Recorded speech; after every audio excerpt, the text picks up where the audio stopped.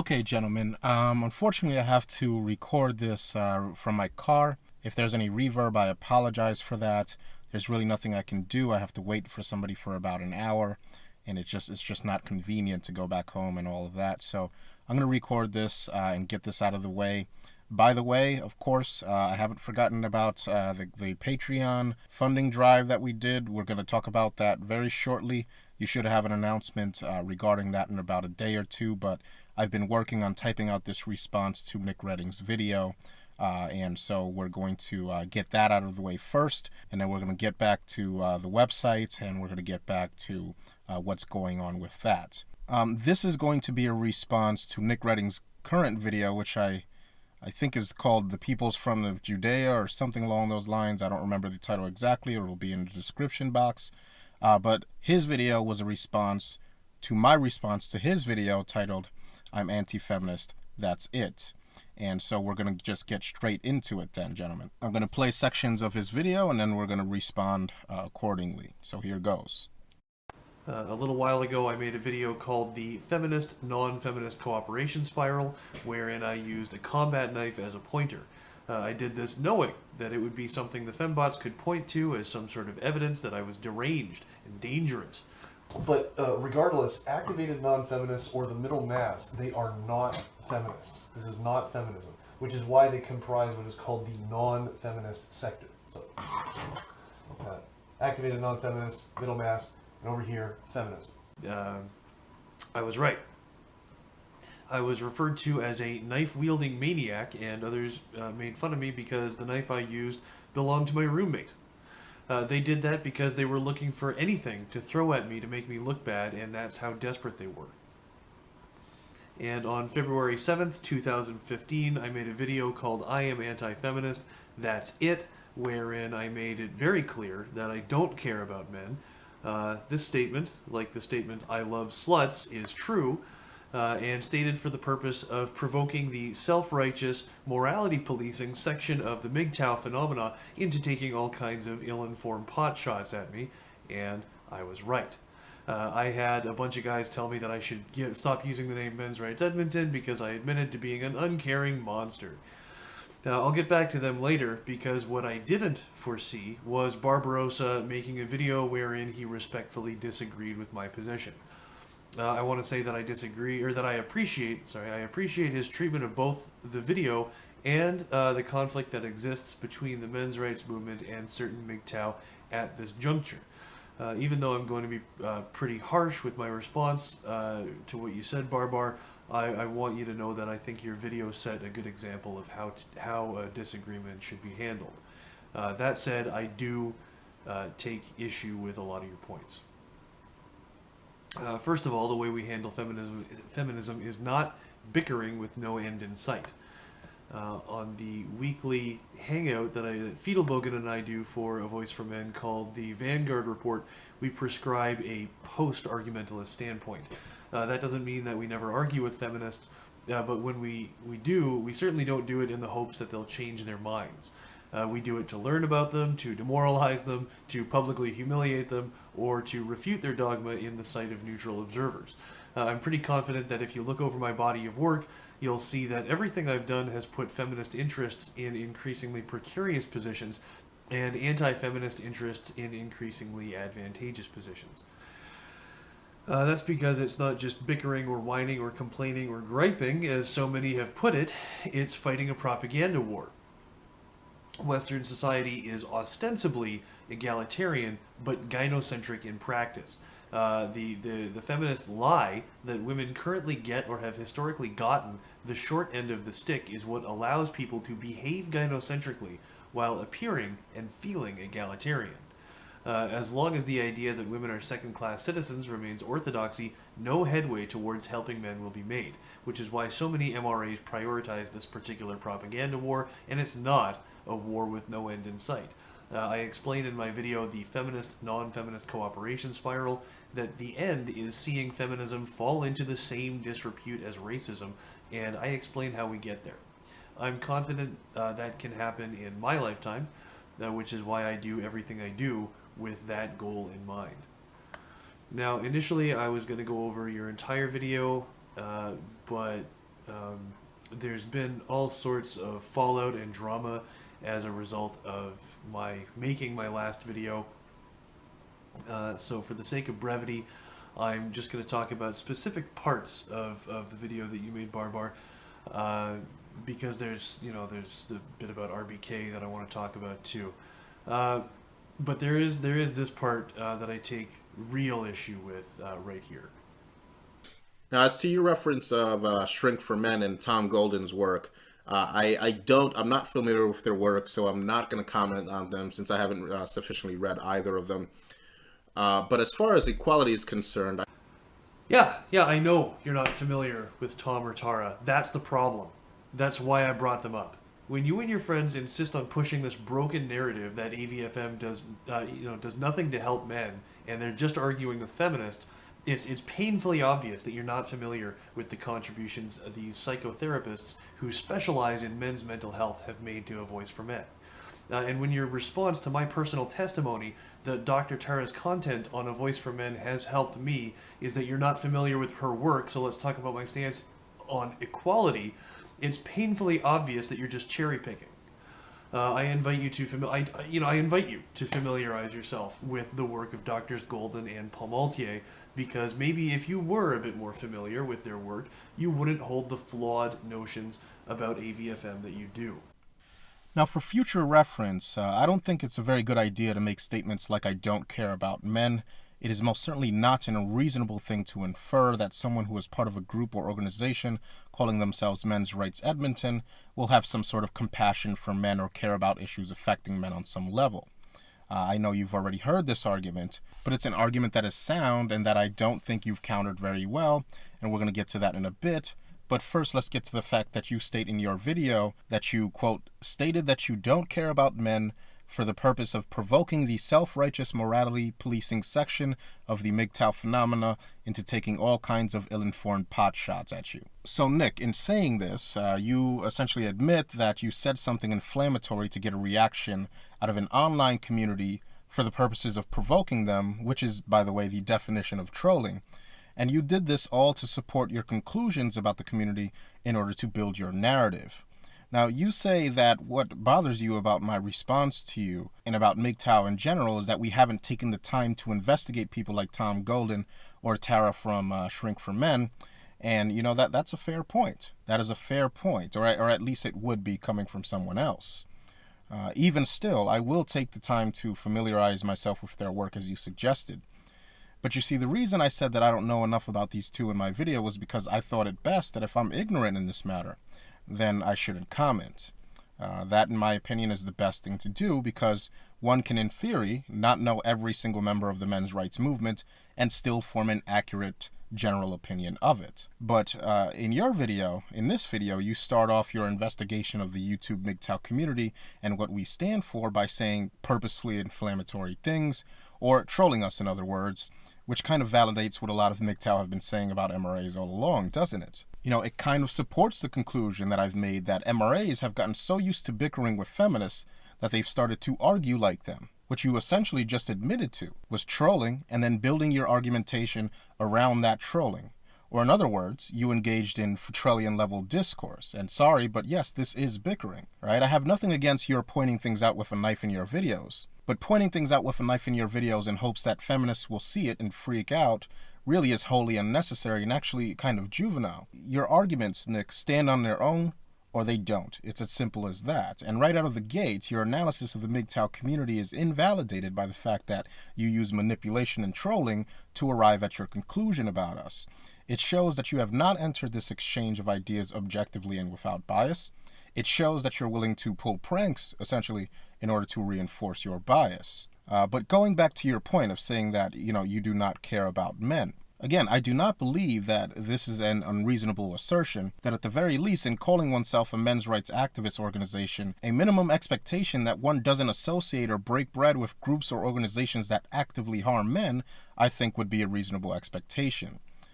Some people may have called you an uncaring monster, certainly, and I don't believe that's what you are, but others may have rightly expressed the notion that an identifying characteristic of a men's rights activist should be that on some level you care about the group of human beings that is men, that you claim to be advocating for. And we're going to get to that part that I just mentioned about, at the very least, not associating with those groups that actively harm men in a bit, but for now we're going to move on to the next point. Now, I disagree with your assertion of feminism being the enabler of gynocentrism in our society. Western society is not, in my opinion, ostensibly egalitarian, but instead blatantly anti-male. And I don't think that a feminist lie that women have historically been oppressed is the mechanism by which people offer themselves up as egalitarian, while at the same time being overtly gynocentric. Western civilization has displayed this tendency far longer than the advent of feminism. Western civilization, for example, abolished slavery, how long ago? 1865, officially? At least that's it in America's case, which I think is fair to use since America spawned feminism as we know it. And America, in doing so, was touted as a beacon of freedom and liberty for all. And they portrayed themselves as paragons of egalitarian freedom, and all the while they were continuing to draft men until 1972, right? So that's 107 years later. And they continued with selective service up until today, up until the present, a full century and a half later. And how many men met their early graves on the battlefields through no choice of their own since this so-called abolishment of slavery? So please, don't tell me that feminism is what allows this to happen. And with respect, Nick, this is exactly the type of myopic and selective view of history that completely discards the actual reality of the situation in favor of your mission to discredit feminism. We cannot afford to just ignore reality and history like this because feminism is bad. We cannot afford that type of lazy argumentation because, as I'll explain later, it leads us back to the same rotten conditions that helped us to arrive at the positions we're in now. Now, it's true that feminism contributes to this pseudo-egalitarianism, but it does not allow it.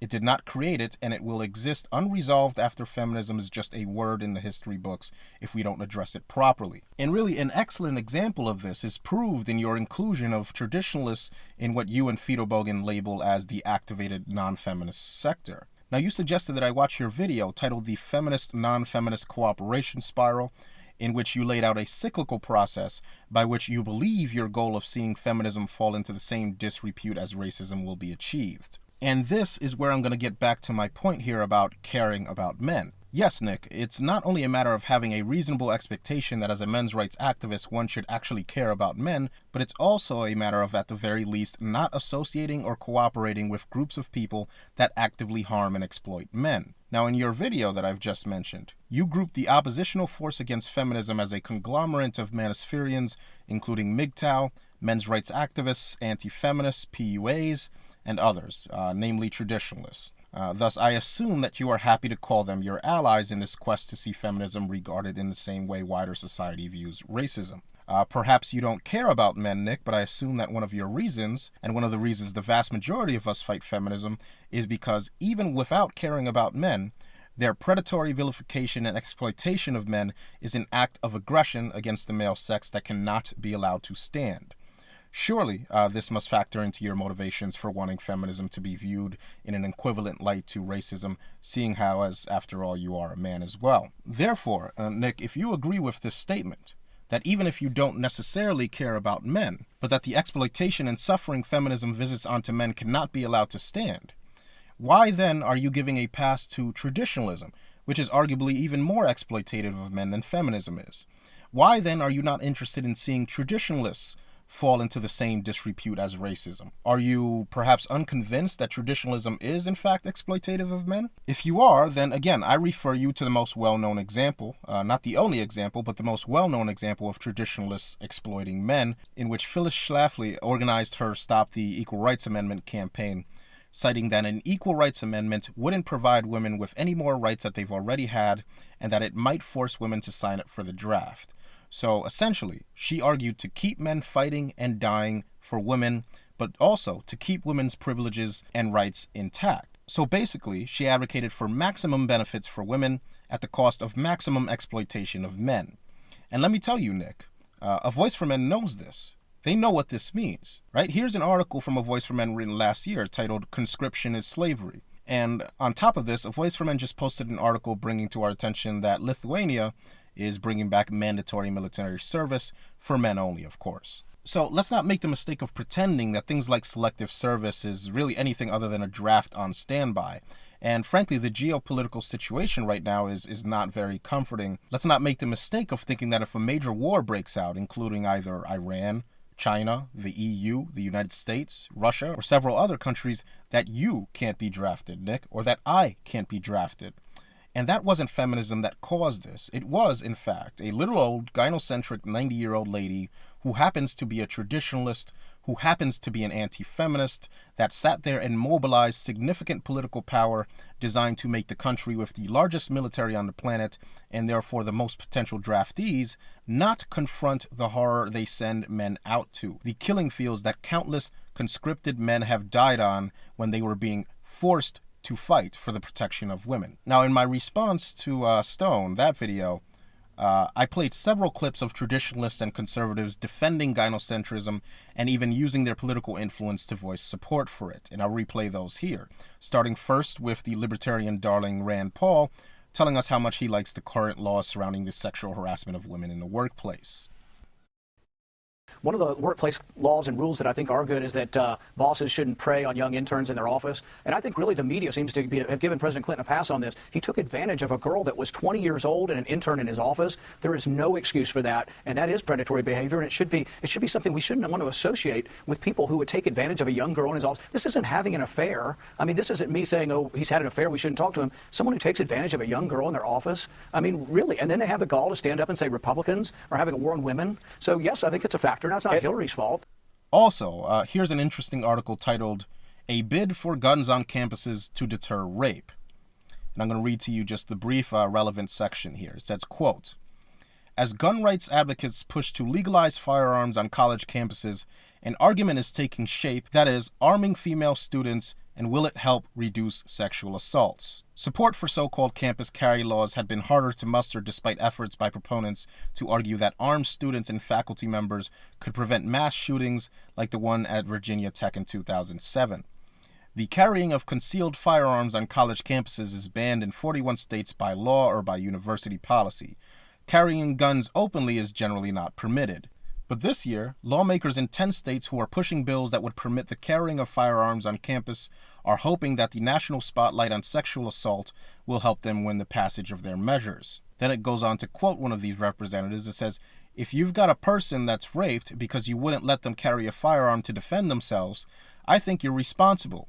End quote. State Representative Dennis K. Baxley of Florida said during a debate in a House subcommittee last month. The bill passed, it says here, and by the way, this is a Republican elected to the Florida House of Representatives saying this here. The sponsor of a bill in Nevada, Assemblywoman Michelle Fiore, said in a telephone interview, quote, "If these young, hot little girls on campus have a firearm, I wonder how many men will want to assault them. The sexual assaults that are occurring would go down once these sexual predators get a bullet in their head." End quote. And so, again, we see another conservative Tea Partier, or a female in this case, another conservative Tea Partier type, attempting to enforce the killing of men through her legislative efforts. And the funny thing is, when it comes to men on college campuses defending themselves from violent women, I seriously doubt that you will hear her talking about them getting a bullet in the heads of these hot little girls on campus, as she refers to them. And for all of the men getting raped in prison on a daily basis, she probably wants them to get raped. They're criminals anyway, right? And of course you have to show your constituents that you're big and bad and tough on crime after all, right? Now, you may say in response to this, Nick, that you only wish to collaborate with certain traditionalists and that you'll eschew the bad apples that exploit men and so on. But something tells me, for example, that if Phyllis Schlafly contacted either yourself or A Voice for Men or really any other men's rights outlet and asked you guys to do an interview or write an article on feminism, I think that her offer would be accepted by virtue of her being such a huge name in anti-feminism alone. And this is speculation of my part, of course. I could be wrong on this. But even if I am wrong on this, we don't accept slightly less gynocentric feminists within our ranks, except for extremely rare anomalies like Christina Hoff Sommers, which for the most part have tossed out everything but the label of feminists.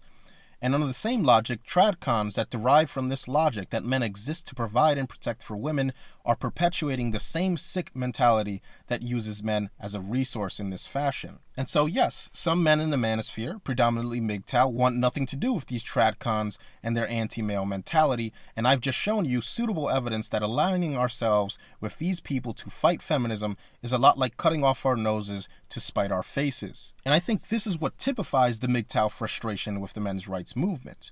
This is why I urge MGTOW to simply go their own way away from the men's rights movement and just move on.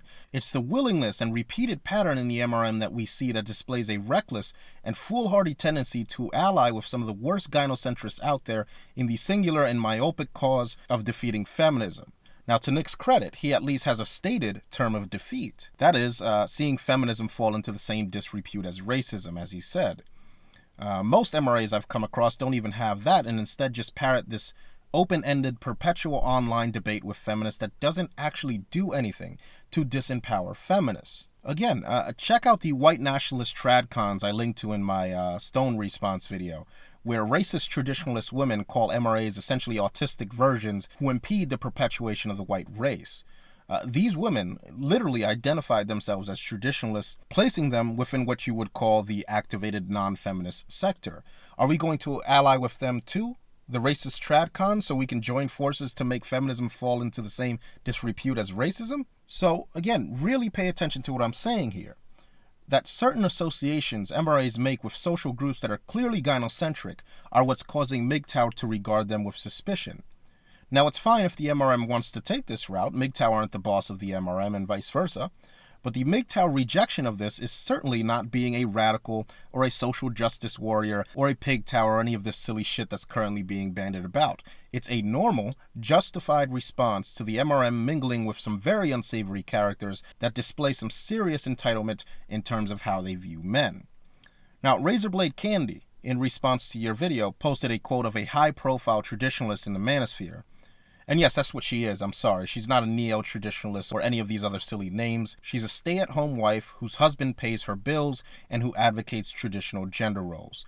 And the quote that RBK posted bears this out here. And I'm talking about Janet Bloomfield, by the way. She says, quote, "What happens in our current reality is that women are taught that earning an income is the only measure of their worth. And it's only when they have children they realize how very wrong that is. Men are also taught that earning an income is the only measure of their worth, and when they have children, that is generally confirmed for them. The most important thing a man with children can do is to protect them. We don't live on the savannah in grass huts anymore, so hunting down predatory lions isn't on the daily calendar for most men. Modern life requires a man to hunt down money.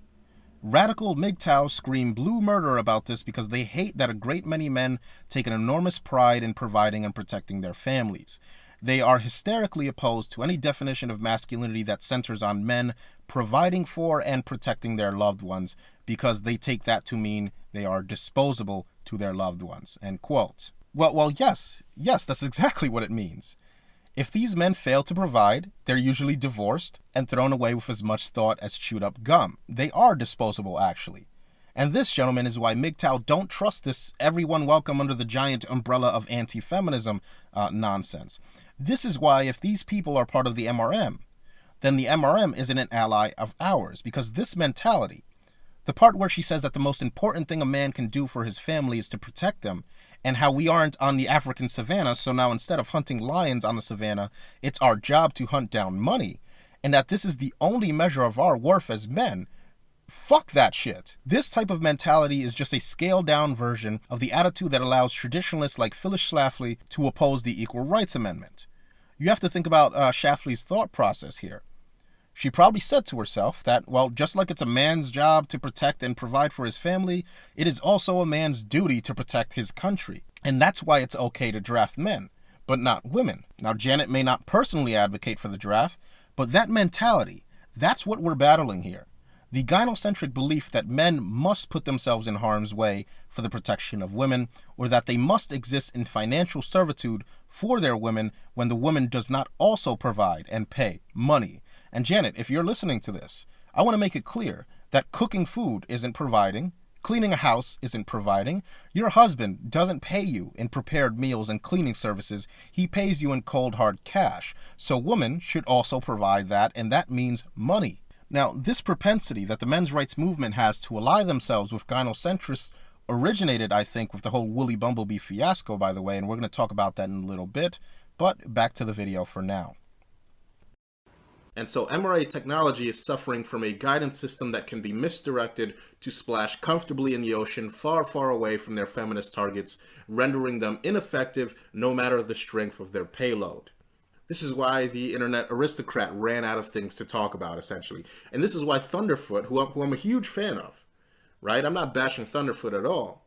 But this is why, for all of his efforts against Anita Sarkeesian, he's now greeted in his comment section with a non-trivial segment of his comment section every time he uploads a new Sarkeesian video, whining with, oh, not another Sarkeesian video. When are we going to get back to the science protest, right? This complaint.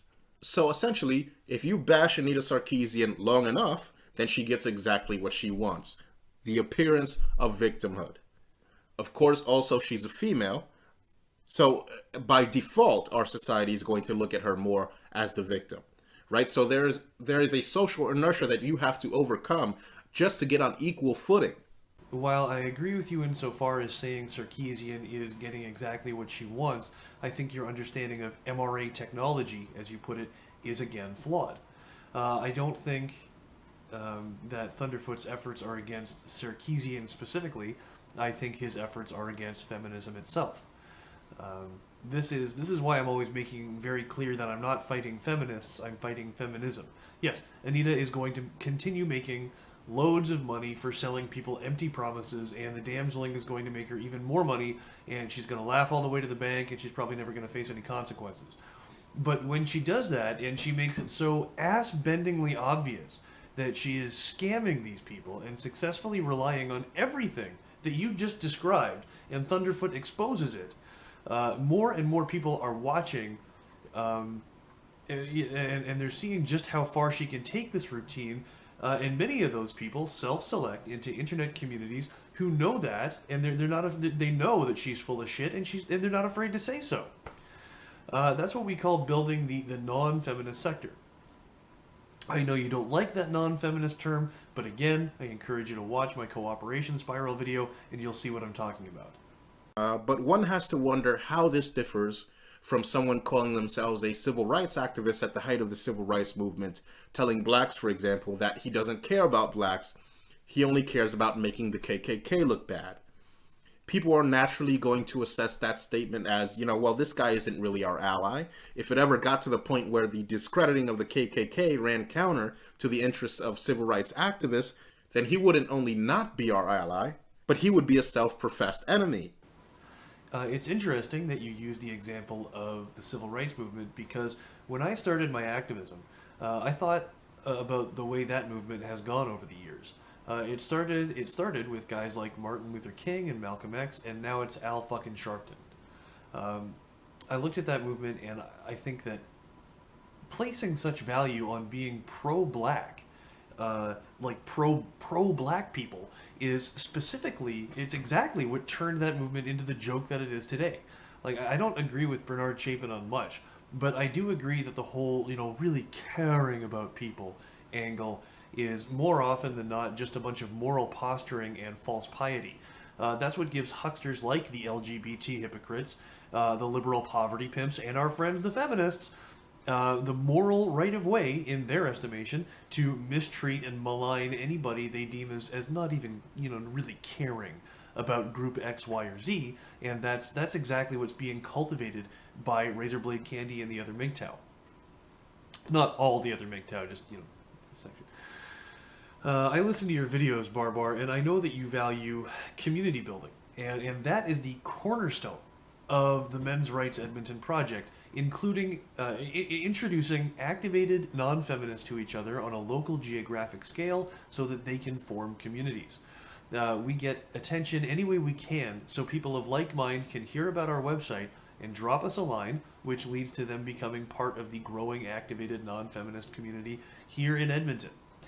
And there is one. Karen Strawn already knew some of the Father's Rights guys here in town, but I introduced them to Raslo, Dave the MGTOW, Mr. Infamies, that's the guy who made the original Don't Be That Girl posters that got international media attention, and our pal Methanor. All the activism that we do is just for the purpose of self-promotion, yes. But it has to be of substance to adequately serve as promotional material. So a lot of the times that promotion has been, in the form of agitating the feminist sector, because when you piss them off, they reward you with shitloads of publicity. So, the first time that me and Raz went out putting up posters we got from AVFM, local feminists started forming groups just to fight us. Later on, when I put the addresses to AVFM and Men's Rights Edmonton on posters for the Fringe Theatre Festival, we got in the news for the first time. Then I started this YouTube channel to capitalize on our making the papers, and I used it to confront local feminists and challenge them to debates, but I also used it to publicize Earl Silverman's MASH house and its need for financial contributions. Yeah, that's right. Back in 2012, I took a bus to Calgary where I met Earl and had dinner with him and a couple of his friends, and then I stayed the night at his place, and then I shot a video with him where he explained his One Brick Short funding program. I'll put a link to that video in the low bar, but the only people in the manosphere that were promoting Earl's shelter before he killed himself and became a talking point for all the people who really care, was me and Karen and the Mad Shangy and AVFM. I don't remember any of the people who were jumping down my throat for not fucking caring enough promoting Earl's project while he could have used the help. Not one of them. Like, you say that our obsession with feminism is like a religion, but it's Razorblade Candy who's saying that all my good works are like filthy rags because I don't truly care in my heart. All these retards who are so angry at me for saying that I don't care about men are taking a confession of caring, which is a completely unfalsifiable claim, by the way, as more important than tangible results, like getting Karen Strawn on the news, like getting people all over the Western world talking about the overt misandry in federally funded propaganda. Not to mention that the template of organizing that Men's Rights Edmonton pioneered has inspired imitators all over Canada, Ireland, and Australia. But fuck all that shit, right? That guy Nick said that he didn't care about men, and that makes him just awful. I understand, by the way, I understand Bar, that's not your opinion, but this is the opinion of a big section of the MGTOW community. What really pisses me off is that, I went through this same thing when Raz, the hardest working guy in Men's Rights Edmonton, decided that he wasn't going to help us anymore because I refused to make Men's Rights Edmonton a hard right-wing entity. Seriously, he listens to anything Chapin says as gospel, so he thinks that AVFM are traitors to men because they wouldn't kick out all the lefties, just like these certain MGTOW are declaring AVFM traitors because they won't kick out all the tradcons. Now, I've never argued against the concept of MGTOW because I guess I am one. I agree that tuning in, turning on, and dropping out is a powerful means of change. But I fight feminism largely because I enjoy doing it. I'm good at it. I've made friends doing it. I find it fulfilling. And there's a section of the MGTOW community, that section that really cares about men, and they think that's just awful. Now, you say that you fight feminism and not feminists, and this is a bit of an unclear statement, and it fails to address the point I've made in my video that you conveniently left out here. That is, that at a certain point in time, enough attacks against Anita Sarkeesian, or any other feminist for that matter, will eventually be perceived by wider society as an attack against women. You say that you are waging a propaganda campaign against feminism, but it can't be a very good propaganda campaign if you're not aware of this, or if you choose to ignore this fact. And I offer up evidence to support this claim by, again, citing that your friend Fiedelbogen, while being possibly the most cautious person with his words in terms of phrasing things in a way that can't possibly be viewed as misogynist, and he was still labeled as a misogynist by the SPLC. In fairness, I believe that classification was eventually removed, but it doesn't even matter, really. I'm sure plenty of evidence still exists that it happened on the internet somewhere, and the entire purpose of the SPLC doing that really just reinforces my point. They accused Fiedelbogen of misogyny because they know that they can get away with this as a form of social proof. They know that when people see all that he talks about having to do with feminism, they immediately will assume he's anti-woman. which, by the way, is exactly the same reason why this goal of seeing feminism fall into the same disrepute as racism is simply not possible, because in order to achieve this, you'd have to get wider society to see women in the same disrepute as racism as well. We all know that's not going to happen. Women and feminism, the two, whether you want to admit it or not, Nick, are inextricably linked. They are linked in the political arena, and most notably in women's voting booths. They are linked in the social sphere and in the consciousness of society. And there's a reason why MRAs have stopped using that phrase I talked about earlier in other videos that, women are a gender and feminism is an ideology. Right? We stopped using that, I suspect, because when you do say that to people, all you see happen is people's eyes glaze over for a split second while their brain recalls their default position on this subject. That default position is the subconscious understanding that feminism advocates on behalf of women, and to criticize it equates to an attack on women. Now, when you say that I fight feminism and not feminists, I want to ask you, because that statement isn't very clear, whether or not fighting feminism involves repealing VAWA, or primary aggressor laws, or securing equal funding for prostate cancer research, or alimony reform, or rape shield law reform, or anything that represents the actual power structure of feminism in the legislative arena. Because if not, then I fail to see how you aren't just arguing with feminists perpetually. I don't see how you aren't just bickering with idiots like Big Red at that point. You say that it's for the benefit of the neutral observers to potentially sway them over to your side. But in my estimation, Nick, all this really does is to make people believe that there are some crazy feminists out there, and some people who also have nothing better to do than to argue with them. It's like, for example, perpetually arguing with 9/11 was an inside job conspiracists. In doing so, you inherit a bit of their kookiness and association with crazy merely by your associating with them long enough to debate them, and one should really only bother with refuting their claims when it's absolutely necessary. But again, debating feminists for the sake of neutral observers really does nothing to challenge the gynocentric notions that would have these same people marching in the streets if we did away with rape shield laws or VAWA, etc. Again, you've said you're running a propaganda campaign against feminism, feminists, but no propaganda campaign can successfully curb our society's tendency to be gynocentric towards women, and that is exactly what feminism is. It's politicized gynocentrism. It's advocacy by the state on behalf of women. So, by all means, fight feminism all you want, but you're going to eventually hit the roadblock of female privilege every time.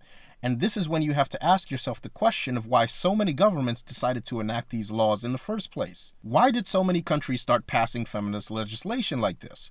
Why did so many countries in the West, and now even outside of the West, as we see in India and in other non-Western countries, why?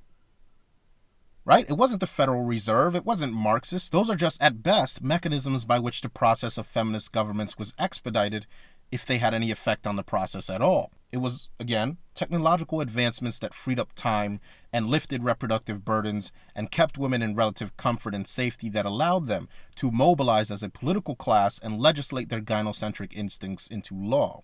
Men, as we all know, are more than happy to pander to women, and thus they didn't put up much of resistance. And that's how we arrived at the point we're at today. Now, I gotta say that I disagree that an advocate for the rights of group XYZ caring about that group as a whole leads to the overall degeneration of the quality of said movement.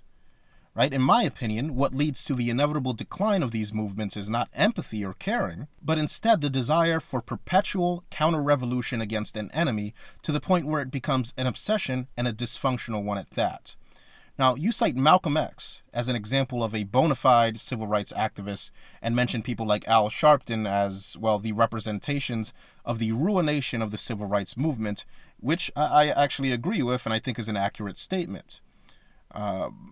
Before I go on, I want to clarify that in my previous video, I did not equate civil rights activism with only black people as a whole. I simply wanted to demonstrate that in mentioning the early civil rights movement, we just can't ignore the predominant focus surrounding the treatments of blacks during that time period. But again, that's besides the point. What I want to ask you, Nick, is if you believe, do you believe that Malcolm X, one of the greatest civil rights leaders there was, didn't care about black people? Following your logic that if truly caring about people you advocate for is a harbinger of the ruination of a movement surrounding that advocacy, then wouldn't Malcolm X have been one of the worst civil rights activists? Now, I don't prop up Malcolm X with the same sort of hero worship that others might, The man wasn't perfect by any stretch of the imagination, and he was actually a bit gynocentric himself, but I believe he was a damn good activist because he cared about his people, and although he opposed people who were racist against him and his people. This video I'm about to play, I think, is evidence of what I believe to be his understanding that constant bitching and bickering with racists he opposed was a futile endeavor, and that his actual focus was more about empowering those peoples he advocated for away from the dependency on the racists they were in opposition to. We should own and operate and control the economy of our community. We have to become involved in a program of re-education to educate our people into the importance of knowing that when you spend your dollar out of the community in which you live, the community in which you spend your money becomes richer and richer. The community out of which you take your money becomes poorer and poorer. And because these Negroes who have been misled, misguided, are breaking their necks to take their money and spend it with the man is becoming richer and richer, and you're becoming poorer and poorer. And then what happens? The community in which you live becomes a slum. It becomes a ghetto. The conditions become run down. And then you have the audacity to complain about poor housing in a rundown community. Why, you run it down yourself when you take your dollar. Now, there you see Malcolm X telling people not to argue with racists until the sun comes up day in, day out, but instead to stop empowering those racists by spending their income in the businesses owned by people who are racist against them. Even going as far as to scold his audience for spending money outside of their community and then bitching about it when their community becomes an impoverished slum, and all the money they could use to improve their community was tied up in the bank accounts of people that are racist toward them. So essentially, what Malcolm X was doing here is to tell black people to embark on a racial equivalent of going their own way.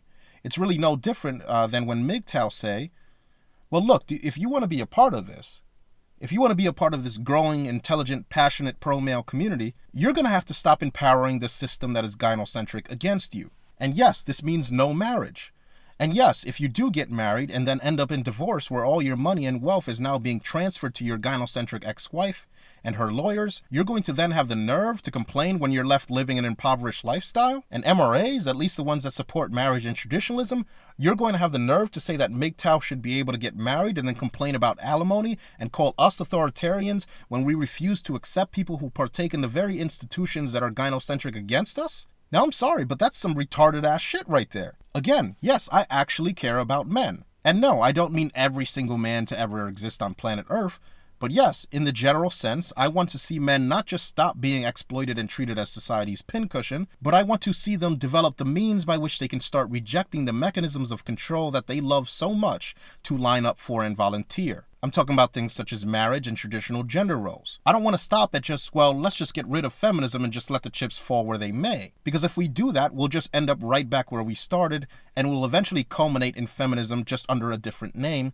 And then people like yourself, Nick, will think up another lexicology surrounding that. A lexicology that's built with custom specs designed to only address the new manifestation of feminism, which of course is really just plain old gynocentrism in another form. Instead, we could be developing terms and language that address where it's all coming from in the first place in order to build a lasting syntax that will allow men 10,000 years into the future to read what we said and apply it in their lives. You see, it's men actually giving a damn and caring about other men that will actually change things, not simply eliminating feminism. If we eliminate feminism tomorrow without addressing these core issues, men will just find other methods by which to offer themselves up as fodder for the benefit of wider society. If you give a slave freedom without educating him, he'll go right back to working for his master, guaranteed. If you give a slave the ability to question his own self-imposed cage, then you change him forever.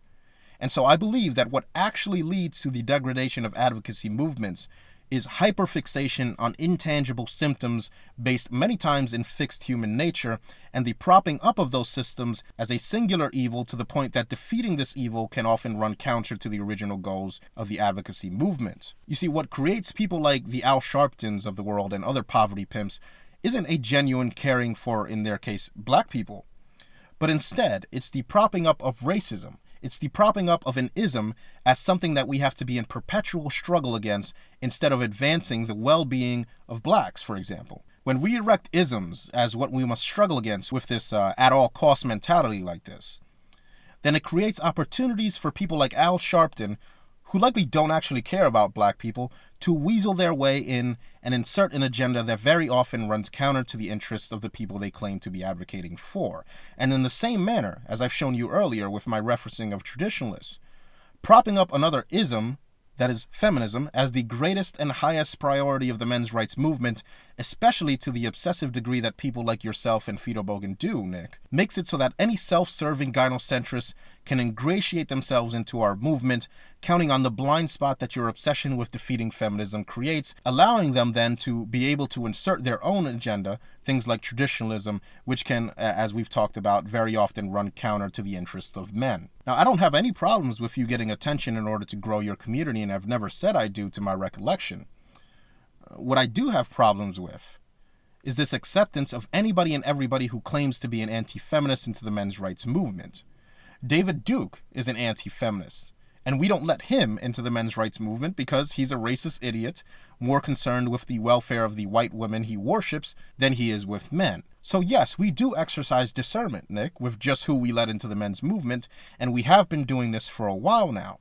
Therefore, I see no reason that if it can be proven that traditionalism practices an unacceptable amount of gynocentrism that on the whole harms men, that we can't tell them they don't belong here as well. And that's probably the genesis, frankly, of this entire dispute.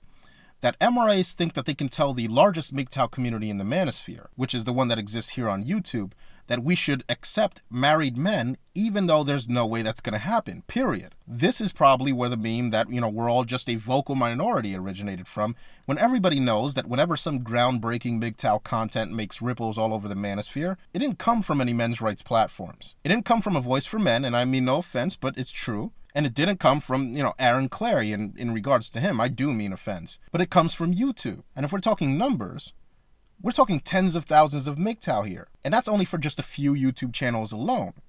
No other manospherian community matches these kinds of numbers, and in terms of quality, well, I'll put the best YouTube MGTOW up against any MRM MGTOWs, and we'll see who's better. Right? Direct me to a MGTOW who matches Spetsnaz level quality outside of YouTube and a few forums here and there. So again, you mentioned your efforts with community building, and I'm all for that. I don't even particularly mind that you agitate feminists. And again, to my recollection, I don't believe that I ever said that I do. What I do take issue with is, as I've mentioned before, this hyperfixation on feminism that allows a big, giant blind spot to form where all sorts of self-serving egalitarians and agenda pushers can propagate. And I think it's dangerous for us to adopt this strategy, and I think even in the examples you're giving here, you tend to prove my point.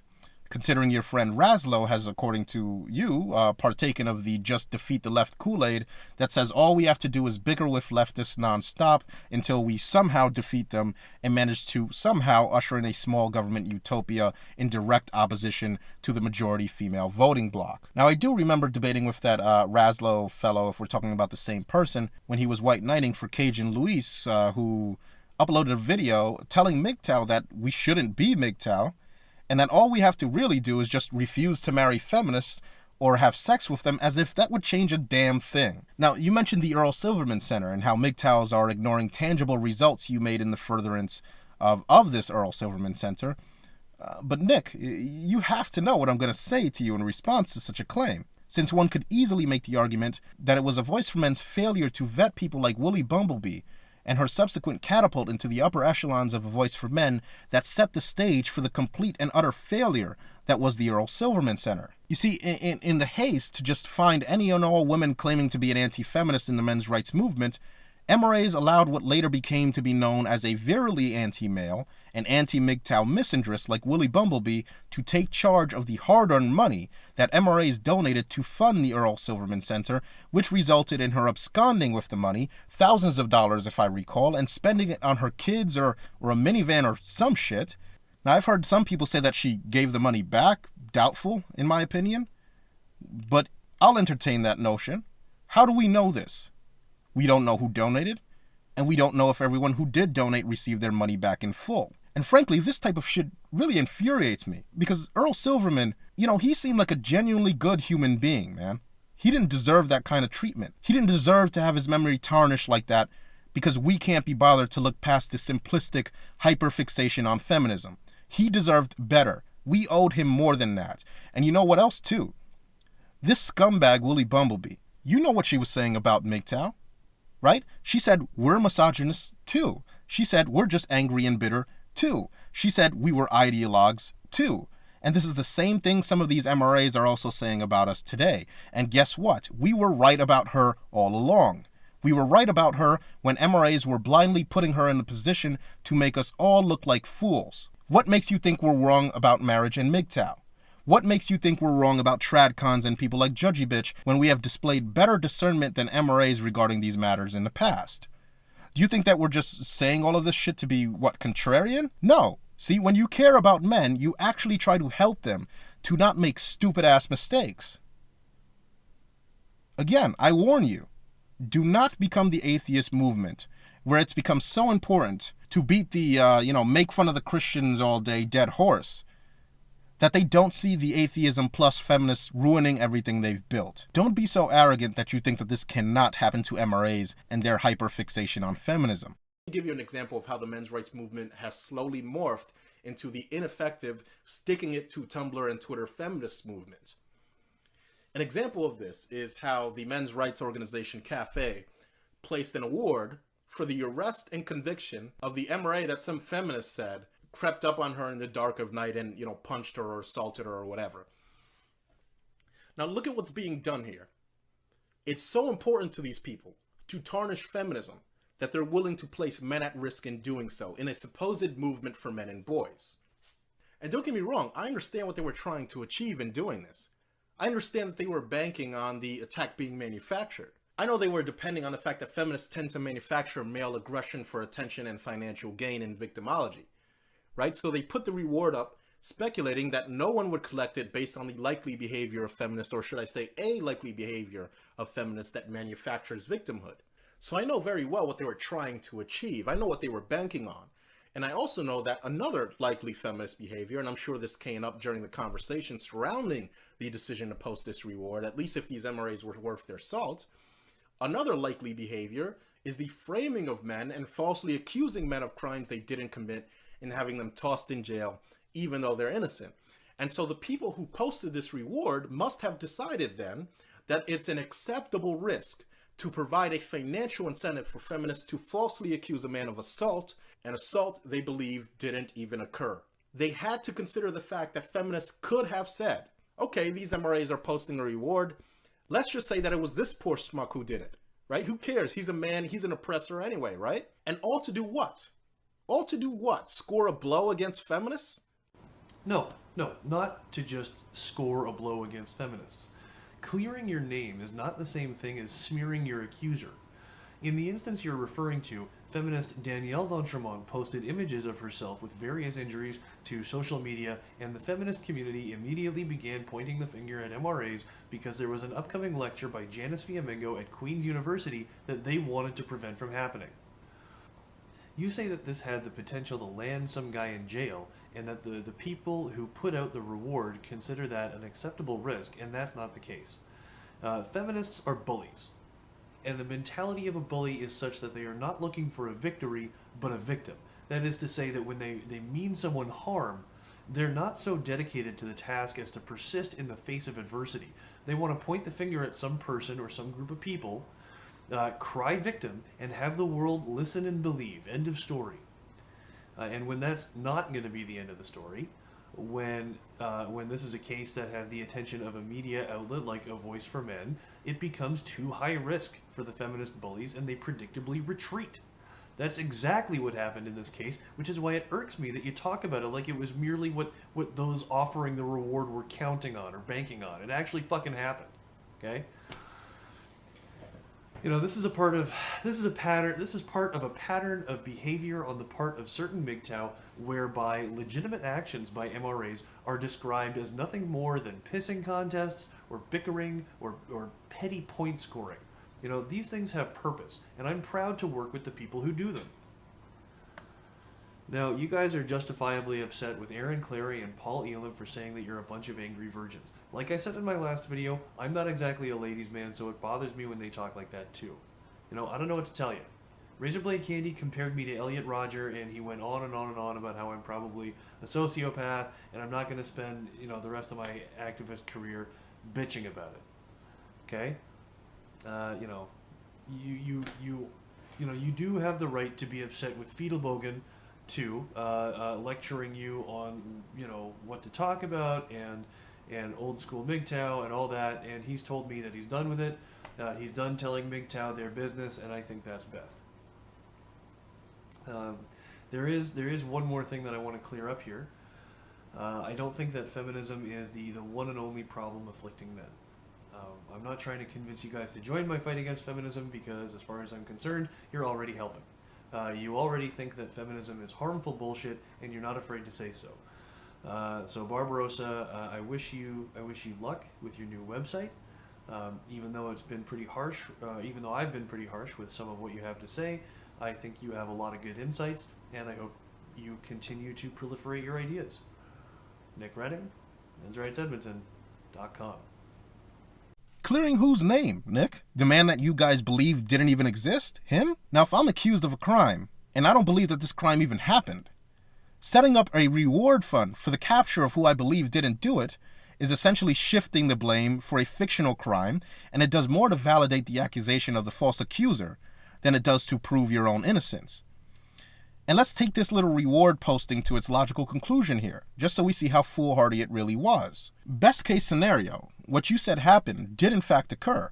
Feminists failed to produce an assailant. But I believe that they would have failed to produce this same assailant without offering a reward for his capture on our part. Thus, even in the best scenario, there was zero net benefit to posting a reward.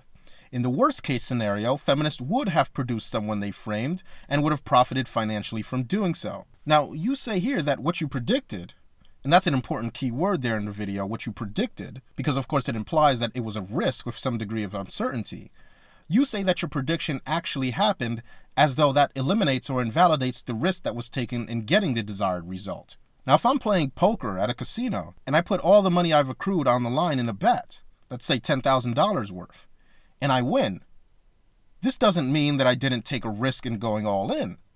I very well could have not won and then lost $10,000. The only difference between the poker game I'm using as an analogy and the reward that MRA is offered is that if I win, there's a sizable amount of money and benefit coming my way. You say feminists are bullies, and I respond to that by saying, what better way to entice a bully than to tell him that if he bullies us correctly, there's also a financial incentive in it for him. You simply cannot say that feminists, who are indeed victimhood tyrants, who are accusing some, as of today, still fictional man who assaulted her, that providing a reward for what you believe to be a fictional man's crime is anything less than a gamble, and a dangerous one at that.